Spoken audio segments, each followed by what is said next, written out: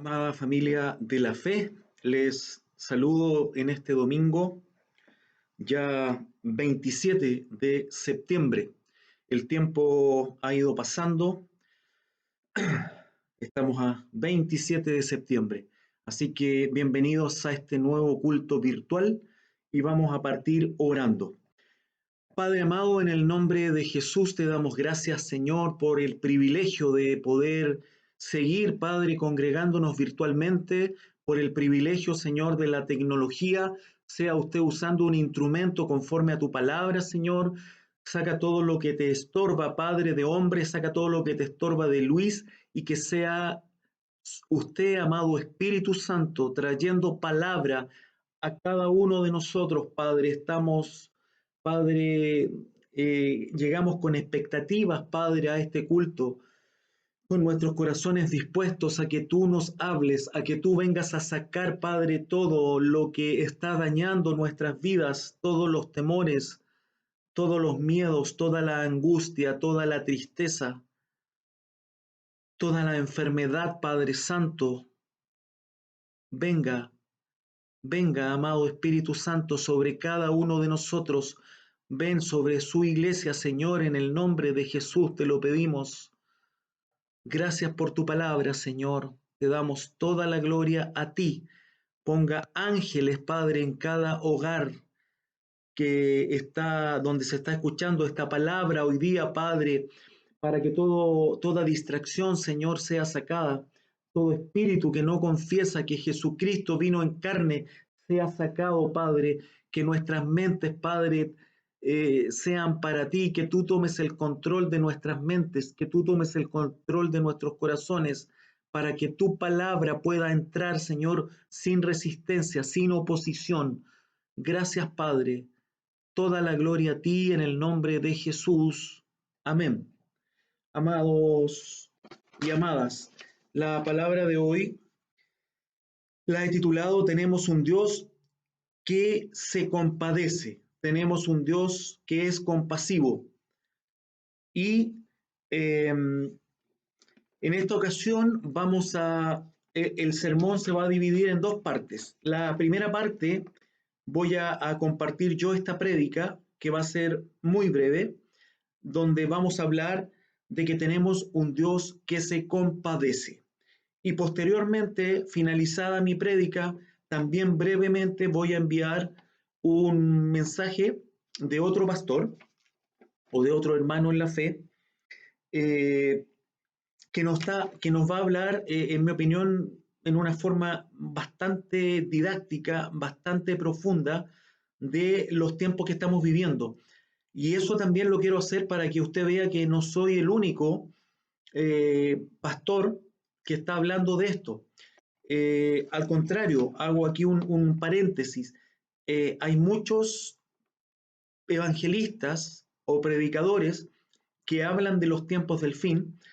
El problema es que yo no me atrevo a compartirlo porque eh, lo hacen de una forma muy fuerte. Yo creo que siempre se tiene que decir la verdad,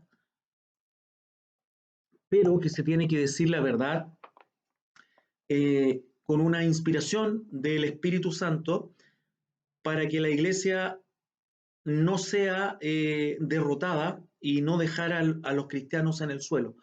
Entonces, hay muchos predicadores que están diciendo la verdad, pero la están diciendo de una forma avasalladora que en el fondo dejan a las personas bastante decaídas. Entonces, en el video que voy a compartir una vez concluido este sermón, este hermano en Cristo también analiza las cosas de una forma parecida a lo que yo lo hago y por eso lo quiero compartir para que usted tenga la posibilidad de ver que también hay otros hermanos en Cristo que están en esto mismo.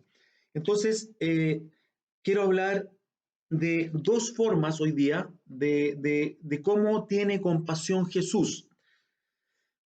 Hay muchas formas en que Jesús nos muestra en la palabra su compasión. Yo hoy día voy a tocar dos dos formas.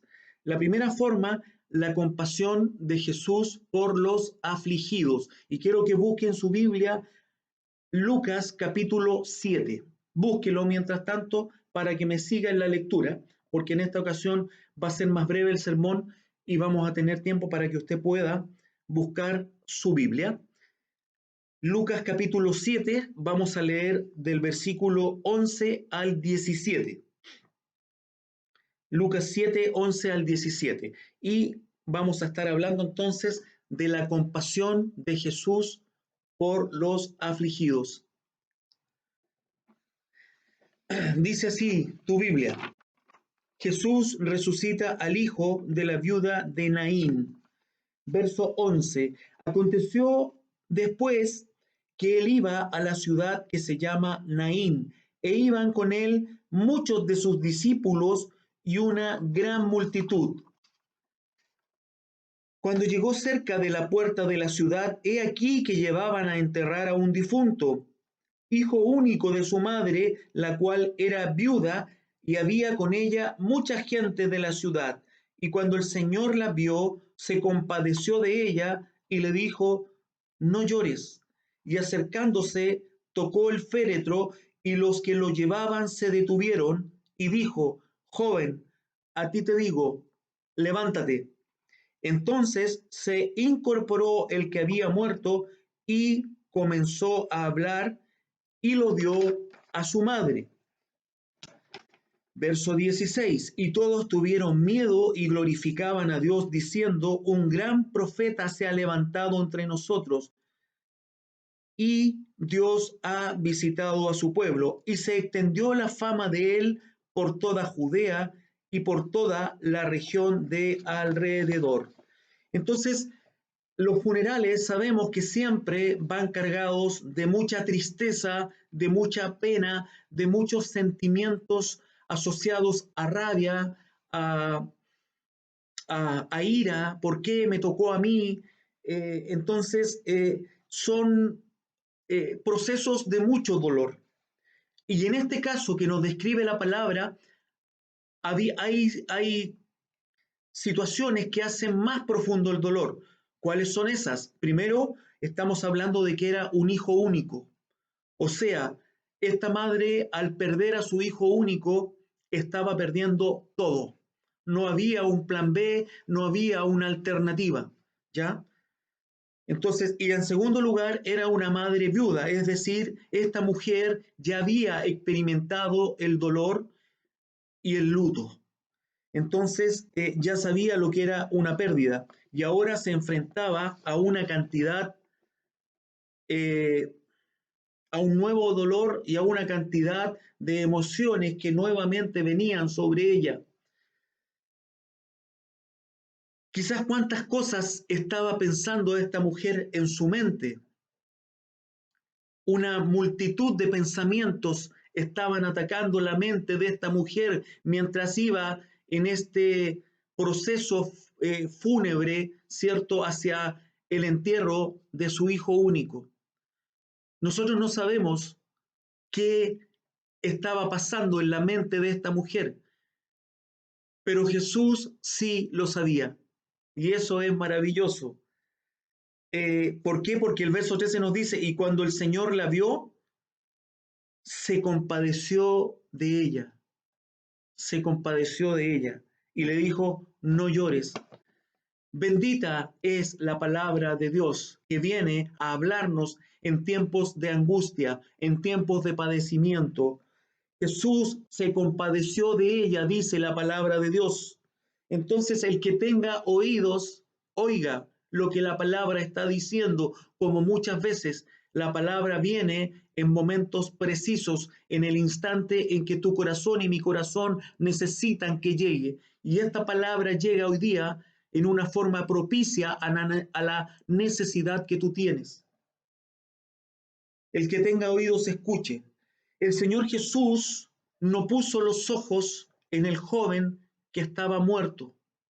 El Señor Jesús no puso los ojos en la multitud de personas que acompañaban este funeral. Los ojos de nuestro Señor Jesucristo se posaron sobre una mujer que estaba en padecimiento. Y me recuerda esa palabra cuando describe que Jesús miraba a las multitudes y se compadecía de ellas porque las veía que estaban desamparadas como ovejas sin pastor. Y esa misma compasión que la palabra de Dios nos va describiendo tantas veces se da en esta oportunidad. Los ojos de Jesús se posaron sobre una mujer que estaba padeciendo, como si nada más en el mundo importara, como si no, nada más en el mundo en ese momento llamara la atención de Jesús. Sus ojos se posaron sobre una mujer que estaba padeciendo. Y eso nos tiene un mensaje maravilloso para esta mañana. Los ojos de Jesús están sobre tu vida. Y si tú estás padeciendo, si yo estoy padeciendo, tengo la certeza y ten la certeza de que los ojos de Jesús se han posado en tu vida. Y como cantábamos en la canción, más en el proceso pude comprender que el amor de Dios nunca deja de ser. Sé que estás en un proceso. Muchos estamos en un proceso. Amada iglesia, no creas que los pastores no entran en procesos. Estamos en procesos. Este pastor está en un proceso. ¿Por qué? Porque sé los tiempos que vivimos. Sé las pérdidas espirituales que esta pandemia va a dejar. Sé que muchas personas van a ser sacadas o han sido sacadas del camino maravilloso de Cristo, del único camino, del camino angosto, de ese camino que se logra con perseverancia y con fe. Sé que esta pandemia ha sacado a muchos cristianos en el mundo del camino y eso provoca un dolor en cada pastor que sirve a Dios y que entiende que las ovejas son de Dios. Cada oveja perdida es un sufrimiento para quienes tienen el llamado de pastor. Y eso hay un proceso, y ese proceso es doloroso, es un proceso enfermizo, porque enferma saber que hay un cúmulo, que hay una cantidad impresionante de noticias que nos dan señales y que eso no genera el impacto que tiene que generar en una lógica humana. Nosotros nos movemos por lógicas humanas y en esa lógica humana cuesta entender que ante tal cúmulo de información uno no ve ese impacto en los hijos de Dios, porque cuando ese impacto se ve, dice la palabra que por sus frutos los conoceréis. Entonces, tienen que haber frutos. Por eso reciba esta palabra, amado, amada, reciba esta palabra. Los ojos de Jesús se posaron en una mujer que estaba sufriendo. No había nada en ese instante que valiera más la atención de Jesús que esa mujer que estaba sufriendo. Y eso es maravilloso. Eso me ayuda a mí en mi proceso y espero que te ayude a ti, iglesia, en tu proceso. Que en el proceso puedas comprender que pueden ocurrir muchas cosas, pero el amor de Dios nunca va a dejar de ser. El amor de Dios siempre va a estar ahí. Y cuando tú y yo aprendemos eso, nuestro proceso es diferente. El dolor de esta viuda conmovió profundamente. No lo conmovió en una forma natural, normal. No, lo conmovió profundamente el corazón de Jesús. Iglesia, no fue necesario que la mujer fuera a pedirle ayuda. Jesús posó sus ojos en ella y entendió que esa mujer necesitaba una solución para culminar ese proceso de dolor. Y así lo va a hacer contigo y así lo va a hacer conmigo. Jesús fue y le dijo, no llores. Dice la palabra, tocó el féretro y dijo, a ti te digo, levántate. Entonces, ¿qué sucede? Verso 15. Entonces se incorporó el que había muerto y comenzó a hablar y lo dio a su madre. Jesús le dijo, tú que estás en padecimiento, mi corazón se compadeció profundamente de ti, te devuelvo a tu hijo. He aquí, tu hijo está con vida y véelo espiritualmente, amado y amada, que en esta mañana ve esto espiritual. Jesús viene a ti espiritualmente hoy día y te devuelve las herramientas para mejorar nuestra relación con Dios y te dice, hay una nueva oportunidad de vivir, hay una nueva oportunidad de entregar el amor sobrenatural que yo pongo en la vida de mis hijos para que ese amor lo compartan al mundo en un tiempo de angustia y para que no caigan en las trampas del enemigo. ¿Cuál es la trampa del enemigo? Lo que prediqué por allá por el mes de marzo, cuando dije que el enemigo tenía un propósito en la cuarentena. Y ese propósito era aislarnos, ese propósito era ponernos un bozal en la boca y enmudecernos, distanciarnos, castigarnos con el distanciamiento social. No nos podemos abrazar, no nos podemos besar. Y como si eso fuera poco, no nos podemos comunicar, porque yo estoy mal, tú estás mal, ella está mal, nosotros estamos mal, vosotros estáis mal, ellos están mal, todos estamos mal. Pero alguien tiene que levantarse, alguien tiene que decir, yo no voy a dejarme dominar, porque no nos ha dado Dios espíritu de cobardía, sino de dominio propio.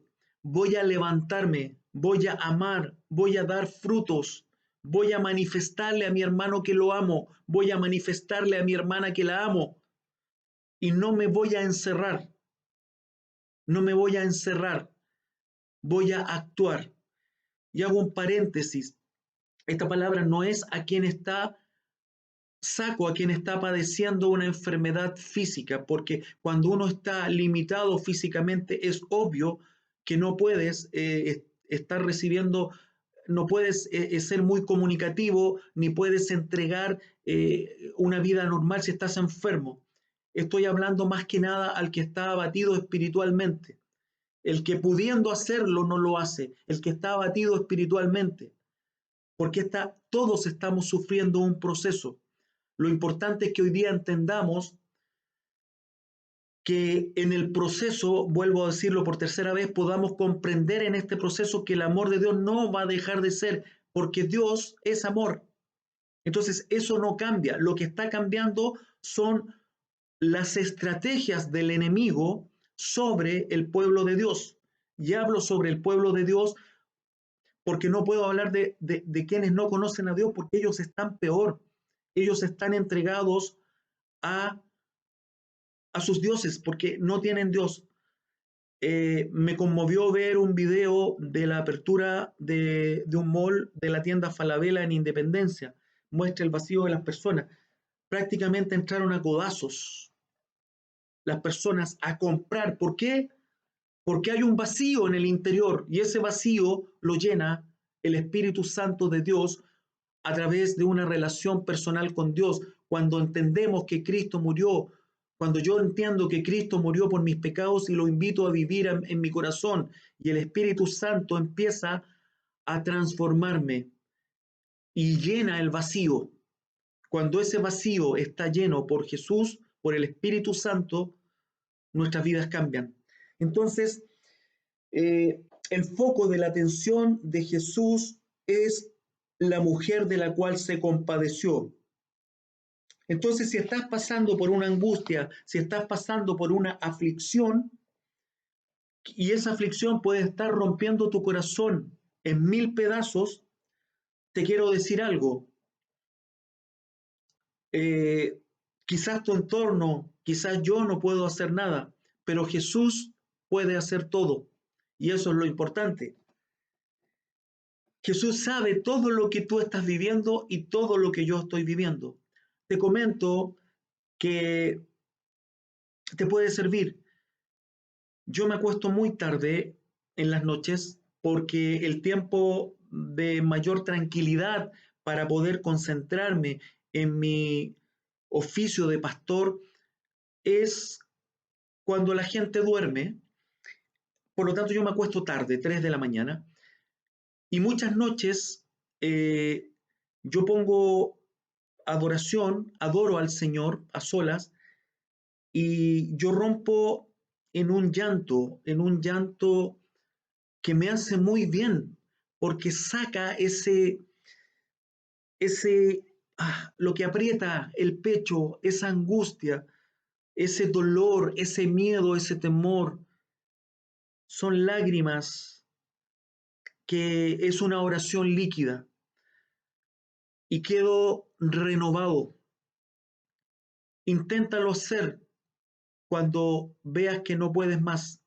Inténtalo y quizás te va a dar resultado.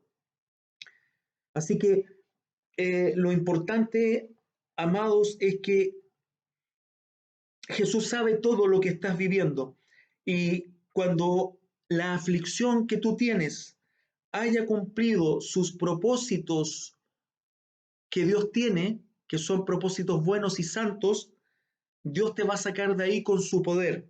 ¿Por qué? Porque ningún problema es tan grande como que para que Dios no lo pueda solucionar. Entonces, hay que esperar, hay que ser paciente. Cuando cumpla el propósito bueno y santo que Dios tiene para el proceso que tú y yo estamos viviendo, Dios te va a sacar de ahí. Dios te va a sacar de ahí. Y Él va a solucionar todo en su tiempo, no en nuestro tiempo. Y paso, el resumen del primer punto es que tenemos que confiar en un Salvador compasivo. Y el segundo punto para terminar, la compasión de Jesús por los enfermos. La compasión de Jesús por los enfermos. Y busque el capítulo 20 de Mateo y lo leemos juntos. Mientras tanto, le comento que en su ministerio Jesús manifestó compasión con los enfermos en muchas ocasiones. Jesús manifestó compasión por los enfermos en muchas ocasiones. Vamos a leer Mateo 20, versículos 29 al 34. Dice así tu Biblia: dos ciegos reciben la vista. Verso 29. Al salir ellos de Jericó, le seguía una gran multitud. Siempre va acompañada una gran multitud. Y dos ciegos que estaban sentados junto al camino, cuando oyeron que Jesús pasaba, clamaron diciendo: Señor, Hijo de David, ten misericordia de nosotros. Y la gente les reprendió para que se callasen, pero ellos clamaban más diciendo: Señor, Hijo de David, ten misericordia de nosotros. Y deteniéndose Jesús los llamó y les dijo: ¿qué queréis que os haga? Ellos le dijeron: Señor, que sean abiertos nuestros ojos. Entonces Jesús, compadecido, les tocó los ojos y enseguida recibieron la vista y le siguieron. Gloria a Dios por eso. Gloria a Dios por eso. Fíjense que estos dos ciegos estaban junto al camino y la gente los reprende. Pero Jesús piensa distinto al mundo. La reacción de Jesús fue totalmente distinta. Y la Biblia nos muestra muchas veces eso. Recuerden cuando buscaban un rey, eh, la palabra dice: no mires el parecer del hombre, porque Dios no mira el padecer del hombre. A Dios no le interesa que seas alto o que seas bonito o que seas un Adonis. Eso es mundano. Eso es del mundo. El que tiene oídos, oiga lo que el Espíritu Santo está diciendo. A Dios no le interesa el parecer. ¿Por qué? Porque Dios ve el corazón, ve tu corazón y ve mi corazón. No ve el parecer, no ve si tú eres linda, no ve si tú no tienes arrugas. Esas son cosas mundanas. Dios ve el corazón y hay un corazón dispuesto, Dios lo va a usar. Y como siempre lo he dicho, ¿por qué estoy aquí yo? porque no había otro dispuesto con un corazón.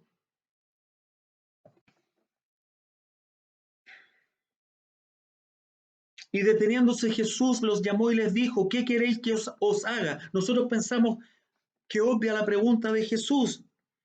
Es obvio que querían ser sanados, pero no es tan así. Lo que no era tan obvio, amada iglesia, era lo que no era obvio, era lo que estos ciegos estaban esperando de Jesús, porque ellos tenían fe y ellos creían en Jesús. Porque si tú te encuentras en el centro y hay un mendigo ciego y te pide, ten compasión de mí, tú no vas a orar para que se le devuelva la vista, tú le vas a dar una limosna, ¿cierto? Así nos movemos en el mundo. Entonces, eh, y el ciego que vas a encontrarte te va a estar pidiendo eso, no te va a estar pidiendo que le devuelvan la vista. La diferencia es que en esta ocasión, en el corazón de estos dos ciegos, había fe en que Jesús era lo que él decía que era, y ellos creían en su corazón que él podía devolverles la vista. Entonces ya no es tan obvio. Entonces, ahora entendemos que Jesús quería que ellos declararan abiertamente lo que deseaban. Por eso les pregunta. La pregunta fue una prueba de fe para los dos ciegos y también fue un testimonio para la multitud que seguía a Jesús. ¿Qué es lo que ustedes esperan de mí?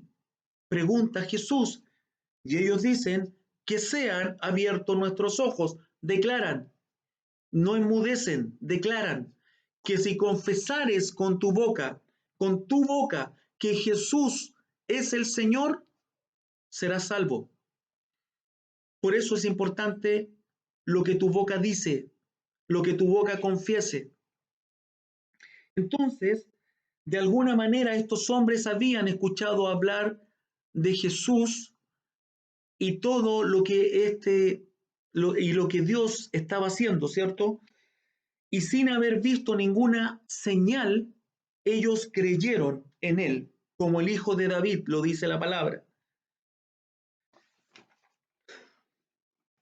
Y para concluir, entonces dice el verso 34, entonces Jesús compadecido les tocó los ojos y enseguida recibieron la vista y le siguieron.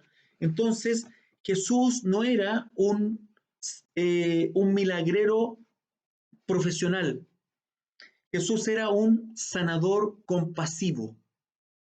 Él sanaba porque se compadecía de la gente.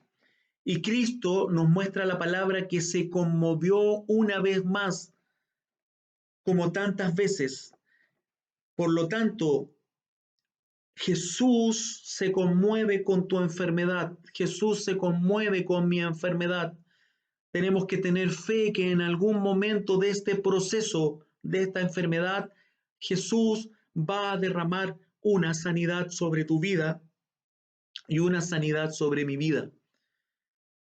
¿Por qué? Porque Él es compasivo, Él se compadece, solo que hay un proceso que tú estás viviendo, hay un proceso que yo estoy viviendo, y lo importante es que en este proceso lo pasemos con Jesús. ¿Por qué?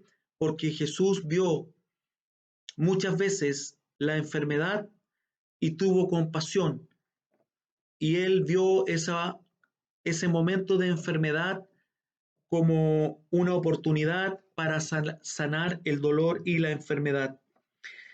Y las enfermedades, amados, nos traen muchas veces la incomprensión y la indiferencia de los demás. Y eso, aparte de estar enfermo, nos causa dolor, nos causa dolor.